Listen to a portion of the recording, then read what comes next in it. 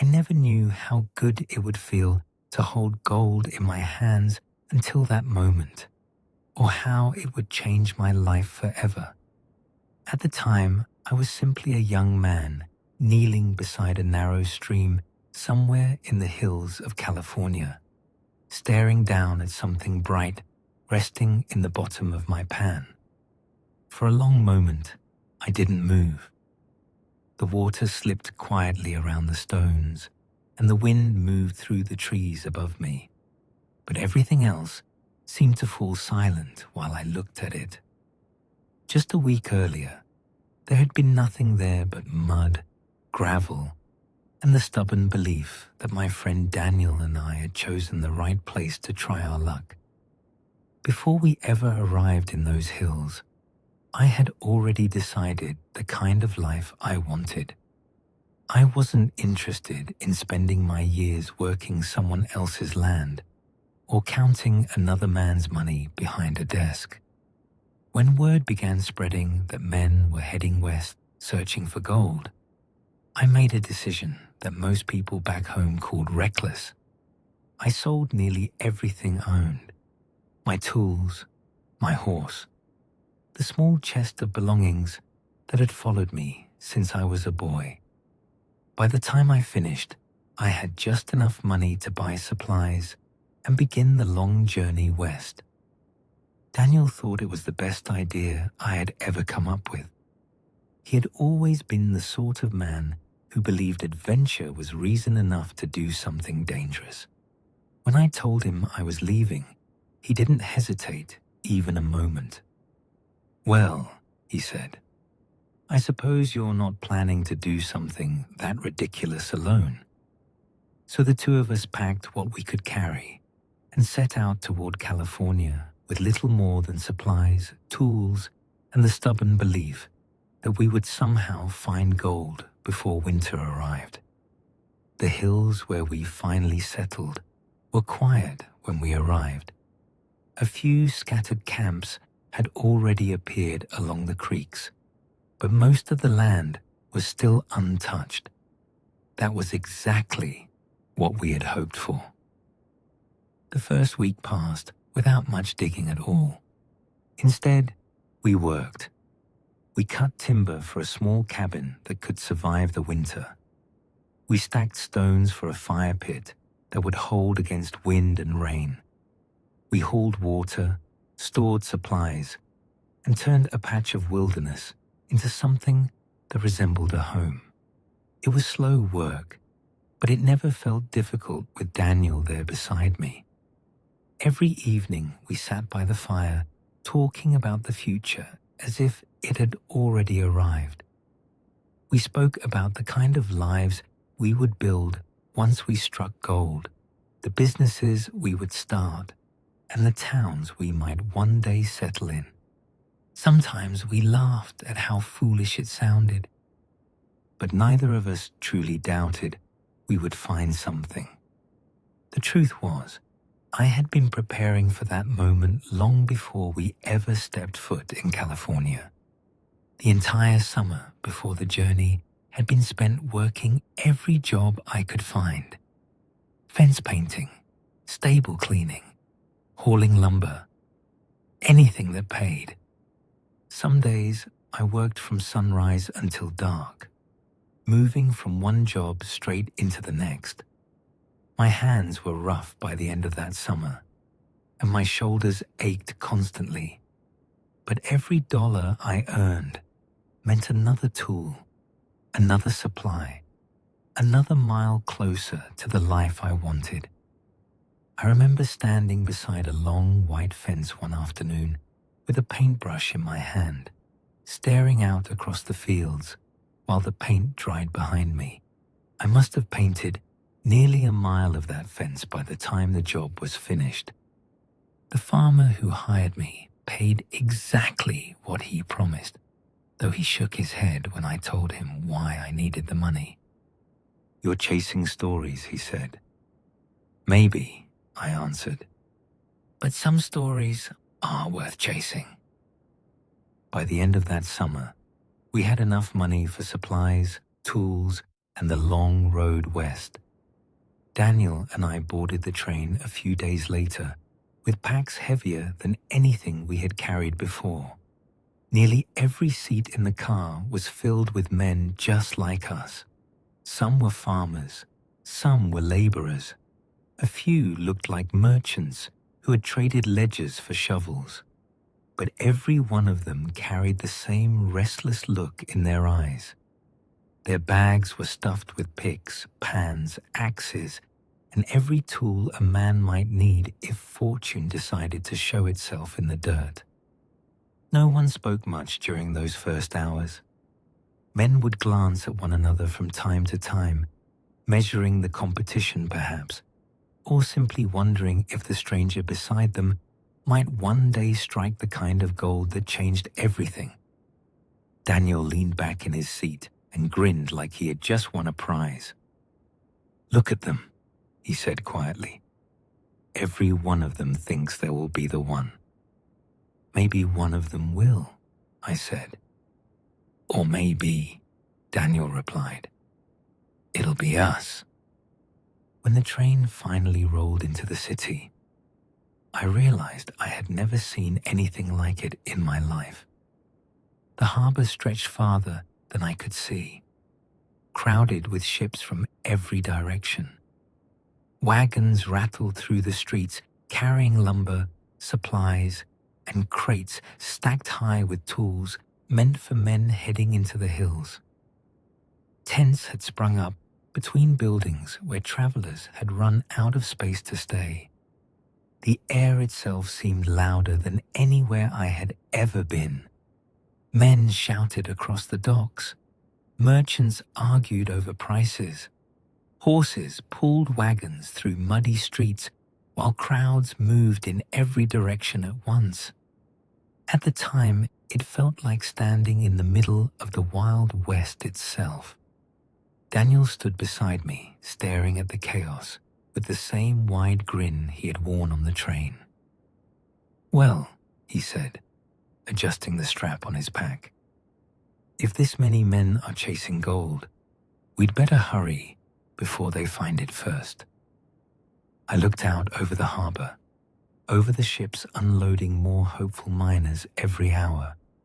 Somewhere beyond those hills, a future was waiting, and Daniel and I were determined to find it.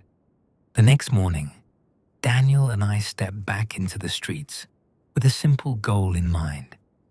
If we were going to spend months in the hills, we needed more than what would fit in the packs on our backs. Before leaving the city, we made one purchase that took nearly the rest of the money we had saved. A wagon. It wasn't new, and the wood showed the scars of long miles on rough trails. But the wheels were solid and the axles had been recently repaired. For two men planning to disappear into the hills for months at a time, it was worth every dollar we had left. The wagon meant we could carry real supplies, not just what we could strap to our shoulders. Of course, a wagon needed something to pull it. Not long after, we found a pair of sturdy mules from a trader near the edge of the city. They were strong animals with patient eyes, the kind that looked like they had already walked half the trails in California. Daniel ran his hand along one mule's neck and nodded. "These two will get us there," he said. From there, we spent most of the day gathering everything two men might need to survive in the hills for an entire year.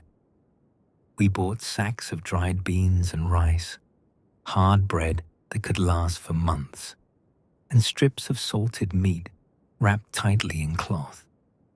Barrels of flour were stacked outside one shop, and we paid a small fortune for enough to keep us fed through the winter if hunting turned poor. Daniel insisted we buy coffee as well.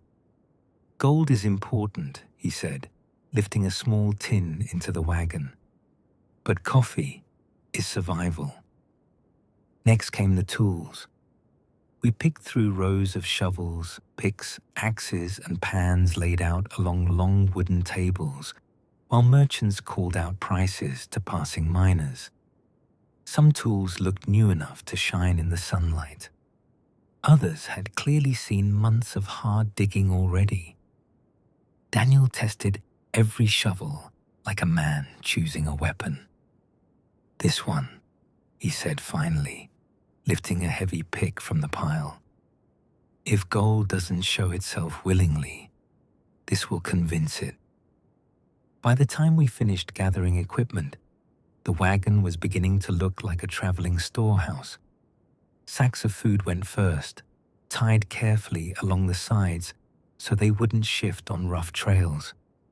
Tools were stacked along the back where we could reach them quickly once we reached the hills. Lanterns, rope, blankets, spare boots, cooking pots, and everything else we could think of filled whatever space remained. Daniel stepped back when we finished tying everything down and looked over the wagon with the proud expression of a man inspecting something he had built himself. "Well," he said, resting his hands on the wheel, "we may not be rich yet, but we certainly look like men who intend to be." By the afternoon, we began making our way toward the edge of the city, where the road into the hills began. The noise of the harbor slowly faded behind us, while the streets grew quieter with each block. Ahead of us stretched the same road hundreds of other men had already taken. Wagons rolled past, carrying lumber and supplies. Small groups of miners walked along the trail with tools slung across their shoulders, talking loudly about discoveries they had heard about farther inland. Every so often, someone would stop us and ask where we planned to dig. Daniel always gave the same answer: somewhere lucky. As the sun lowered toward the hills, the city behind us began to shrink into the distance. The road ahead climbed slowly through the rolling landscape of California, winding toward the creeks and rivers where men believed fortune might be waiting. That first evening, we stopped beside a quiet stretch of road where a small stream crossed the trail. Daniel unpacked the iron cooking pot while I gathered wood for a fire. When the flames finally caught, he dropped a handful of beans into the pot and leaned back against a rock with a satisfied sigh. "Well," he said, staring out toward the hills, "this is the beginning of it."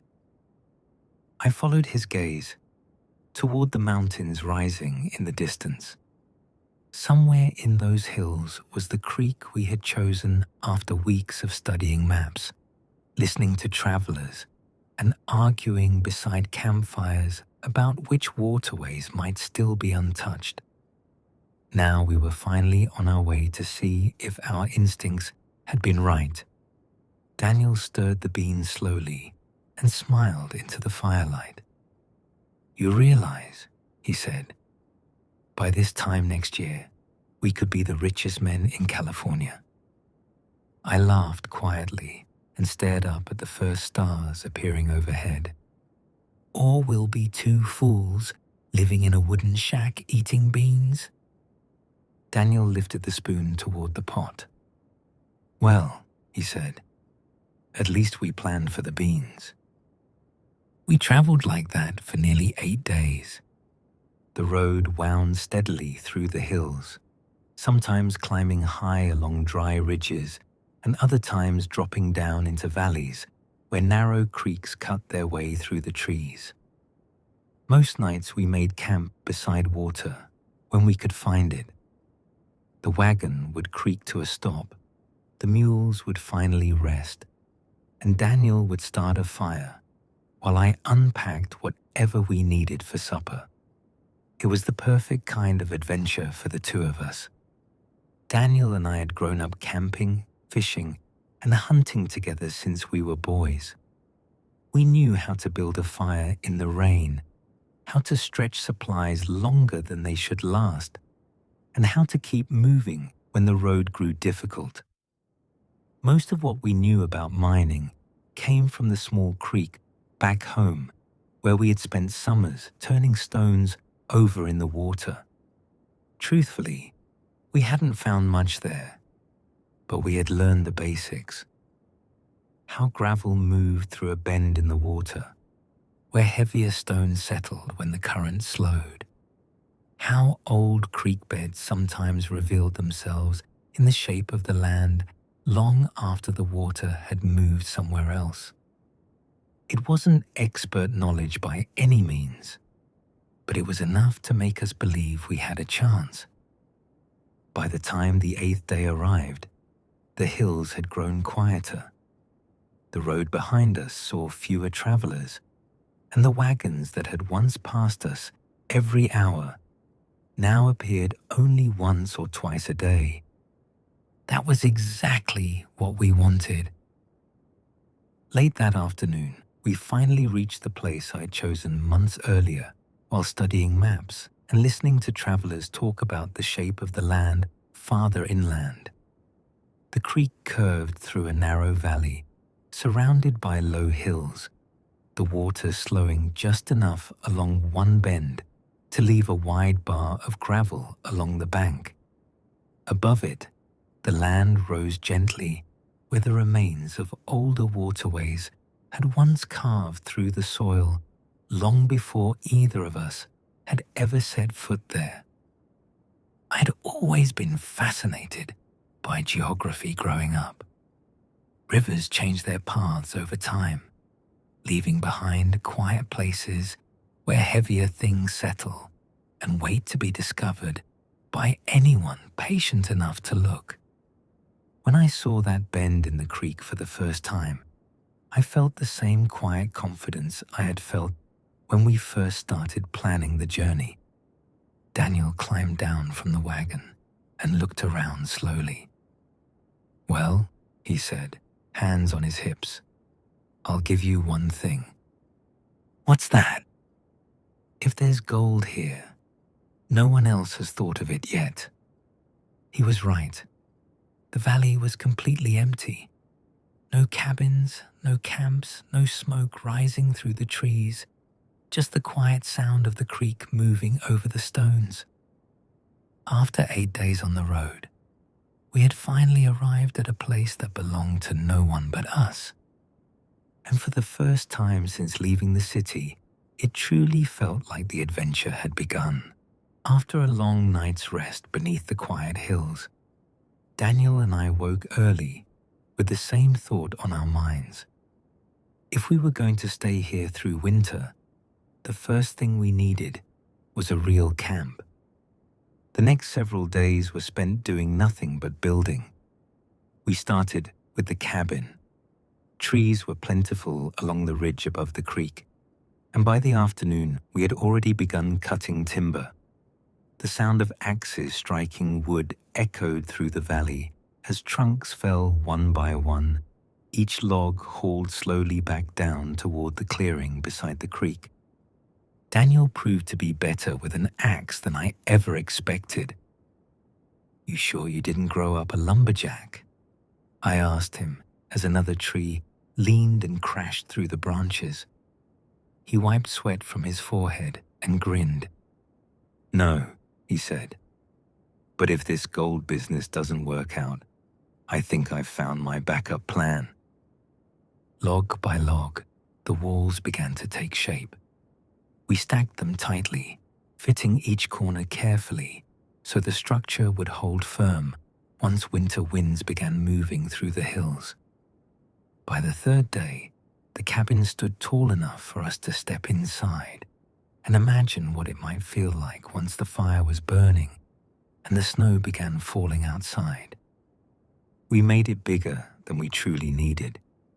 There was enough room inside for 2 bunks along the wall, a small table where we could play cards or eat supper, and space near the center for a stone fireplace that would keep the place warm once the cold months arrived. It wasn't a grand home by any measure, but for two men living deep in the hills, it felt almost luxurious. Once the cabin was finished, we turned our attention to the rest of the camp. A root cellar came next. We dug it just behind the cabin where the earth stayed cool beneath the shade of the trees. The hole took nearly an entire day to finish. Daniel shoveled while I hauled the dirt away in buckets. And by the time the sun dropped behind the hills, we had carved out a deep chamber large enough to store sacks of flour, beans, and anything else we needed to keep from spoiling. Heavy stones were stacked carefully along the walls to hold the soil back and keep the space secure. When we were finished, the cellar stayed cool even during the warm afternoons, perfect for keeping food through the seasons. The wagon was unloaded piece by piece over the next few days. Tools were arranged neatly along one side of the cabin where we could reach them easily. Firewood was stacked in tall rows against the outer wall, enough to last months if we needed it. The mules were given a small fenced pasture near the creek where they could graze without wandering too far. Slowly, the clearing began to look less like wilderness and more like a place a man could truly live. Daniel stepped back one afternoon and looked over the entire camp. "Well," he said, resting his hands on his hips, "if someone walked in here today, they'd think we've been living here for years." He wasn't far from the truth. By the time we finished, we had everything two men could reasonably need: a solid cabin, food stores, tools, water from the creek, and enough firewood to survive the winter if it came to that. We could stay there for as long as necessary. And in truth, all it would take was a single gold nugget to make the entire journey worthwhile. The day finally arrived when the camp needed nothing more from us. That morning, Daniel and I carried the wooden sluice boxes down to the creek and set them carefully along the bend where the water slowed and spread across the gravel. Stones were stacked around the edges to guide the current through the channels while we shoveled dirt into the flow. The water rushed steadily through the boxes, carrying sand and gravel along its path, while anything heavier settled quietly along the bottom. For the first time since arriving in the valley, the real work had finally begun. Daniel leaned on his shovel and looked down at the flowing water. "Well," he said, "this is the moment we've been talking about all year." I nodded, watching the creek move through the wooden channels. All the traveling, the planning, the weeks of work building our camp, it had all led to this. Now all that remained was to see what the river had been hiding beneath its stones. Daniel and I had agreed early on that we would keep a simple routine. We would work the creek from morning until the afternoon sun began dropping behind the hills. After that, we would put the tools aside and head into the woods to hunt. Food was just as important as gold, and neither of us wanted to spend our time digging if we were worrying about empty stomachs. Fortunately, the land around us was generous. It was still warm that time of year, and the hills were full of life. Tracks appeared along the edges of the creek nearly every morning.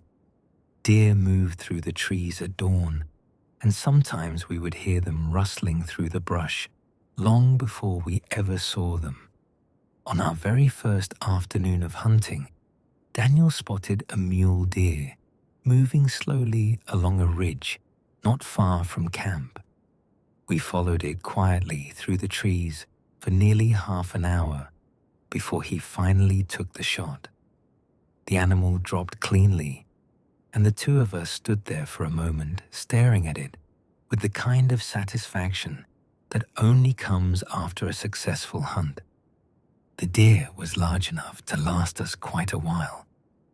We hauled it back to camp and spent the rest of the evening preparing the meat, hanging strips above the fire to dry, while the rest was stored carefully in the root cellar we had built just days earlier. That single hunt meant we wouldn't need to worry about food for some time, which was perfect, because now we could focus entirely on the reason we had come. The next morning, we returned to the creek with fresh energy.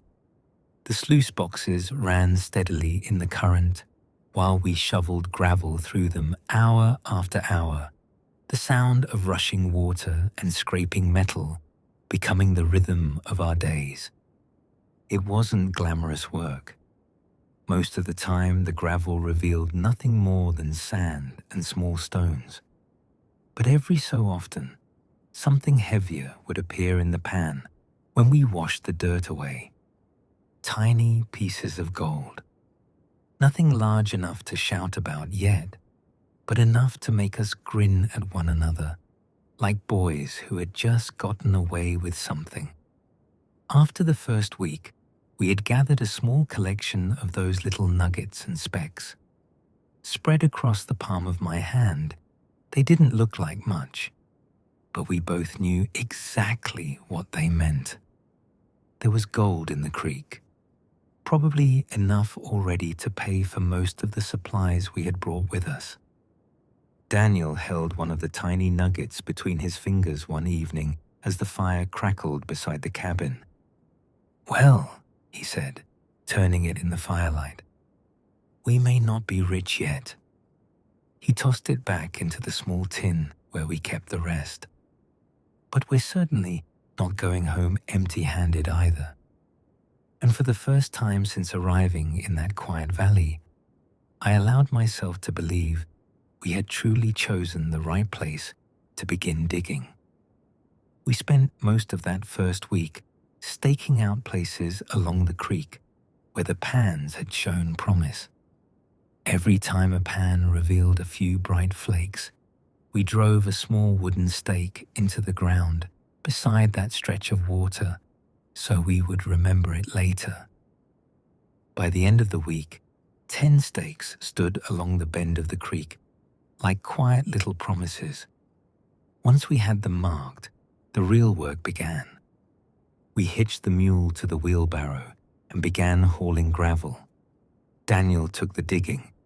He had the stronger back and didn't seem to mind the endless rhythm of the shovel cutting into the riverbank. Load after load, he filled the barrow and hauled it down toward the sluice. I stayed at the water. While Daniel shoveled, I ran the gravel through the sluice boxes and worked the pans. The creek did most of the work for us, carrying away the lighter sand while anything heavy settled into the riffles of the wooden trough. It was slow work, but steady. By midday, the mule had already worn a shallow path between the digging site and the creek where I stood working the water. Daniel would arrive with another load, tip the gravel into the sluice, wipe the sweat from his face, and head back up the bank again. Load after load, shovel after shovel, the kind of work a man could fall-eye. But every now and then, when I washed the pan clean and saw another few bright flecks resting against the dark sand, I would look up toward the ridge where Daniel was digging and hold the pan up just long enough for him to see it glint in the sunlight. And every time he saw that flash of yellow, he dug just a little faster. By the end of the day, our arms were heavy and our clothes were coated in dust from the riverbank. The sun had begun slipping behind the hills when Daniel finally leaned on his shovel and nodded toward the creek. "That's enough for today," he said. We walked down to the water and lifted the sluice boxes from the current. The wooden frames were packed with gravel and black sand from a full day of work. Carefully, we pulled the riffle mats loose and rinsed them out into 2 large buckets we had set beside the water. All the heavy material collected there, black sand, small stones, and whatever gold the river had been hiding beneath its gravel. Once the buckets were filled, we carried them over to a flat section of the creek where the water moved slowly. This part required patience. Too fast, and you could lose everything you had worked for all day. We carried the buckets down to the quiet edge of the creek where the water moved slow enough for careful panning. 3 buckets sat beside us, each one filled with the heavy black sand and gravel we had washed from 3 different spots along the bend. Daniel nodded toward the first one. Let's see what that first stake was hiding. I dipped the pan into the bucket and began the slow motion of washing the sand away. The water carried off the lighter dirt, while the heavier material settled into the bottom of the pan. A few small flecks appeared almost immediately. Daniel leaned closer, squinting into the pan. "Well," he said with a small grin, "it's not empty at least." There were a handful of tiny flakes and 1 small nugget, no bigger than a bean. Enough to feel good about the spot, but nothing that made either of us jump up shouting. The second bucket looked much the same. A few more specks, a slightly larger piece this time, bright against the dark sand when the last of the gravel washed away. Daniel picked it up between his fingers and turned it in the fading light. "Better," he said, tossing it gently into the small tin where we kept the day's finds. "But still not the kind of piece that pays for the wagon." We both glanced at the third bucket sitting beside us. That one had come from the farthest stake we had driven along the creek earlier in the week. Neither of us said anything for a moment. Then Daniel nudged it with his boot. "Well," he said, "there's only one way to find out." I set the third bucket beside the water and dipped the pan in. Daniel crouched next to me, watching closely as I began washing the sand away.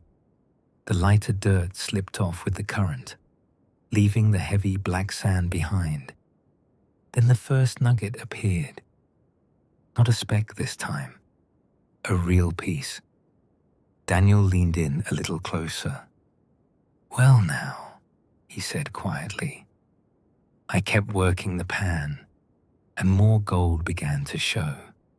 Small nuggets, heavy flakes, one after another, settling into the bottom of the pan. We worked through the rest of the bucket slowly, careful not to lose a single piece. By the time we finished, the small tin wasn't enough anymore. Daniel grabbed one of the mason jars from our supplies, and we began dropping the gold inside. Piece by piece it added up. When we stepped back from the creek, the jar was nearly half full. Daniel looked at it, then back at the water. "I believe," he said with a grin, "we just found our claim."